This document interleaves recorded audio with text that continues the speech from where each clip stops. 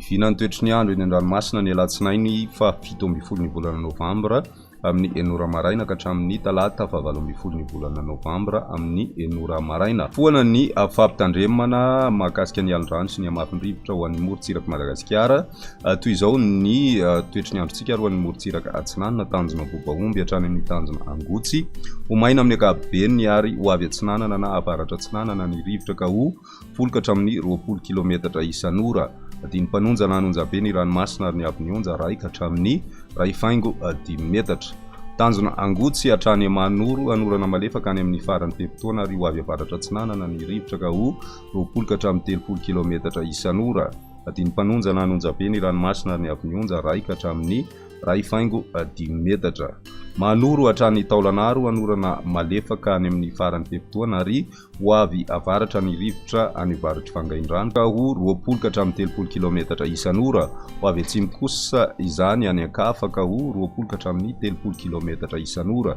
Anonjabe ny ranomasina ary ny avy-nionja ray faingo 10 metatra. Taolanaro hatrany amin'ny tanjona Vohimena anorana tandrivindraona any amin'ny farany pepitoana ary ho avy atsimo Atsinanana ny rivotra ka ho 10 ka hatramin'ny 20 kilometatra isan'ora. Hatratra 30 kilometatra isan'ora any amin'ny farany pepitoana. Anonjabe ny ranomasina ary ny avy-nionja ray faingo 10 ka hatramin'ny 2 metatra. Morontsiraka andrefana kosa indray ho maina amin'ny ankapobeny ary ho avy atsimo Atsinanana ny rivotra ka ho 20 ka hatramin'ny 30 kilometatra isan'ora. Hatratra 70 kilometatra isan'ora manomboka ny atoandro ary anonjabe ny ranomasina ka ny avy-nionja ray faingo 10 ka hatramin'ny 2 metatra. Ho an'ny morontsiraka any amin'ny tanjona Ankaboaka hatrany amin'ny tanjona Vilanandro andrahona vitsy ary ho avy atsimo ny rivotra ka ho 10 ka hatramin'ny 20 kilometatra isan'ora.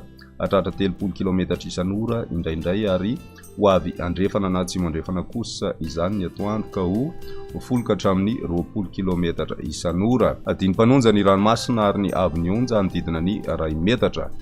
Ho an'ny tanjona Vilanandro hatrany Analalava anorana tandrivindraona ny vao maraina be ary ho avy avaratra ny rivotra ka ho 10 ka hatramin'ny 20 kilometatra isan'ora.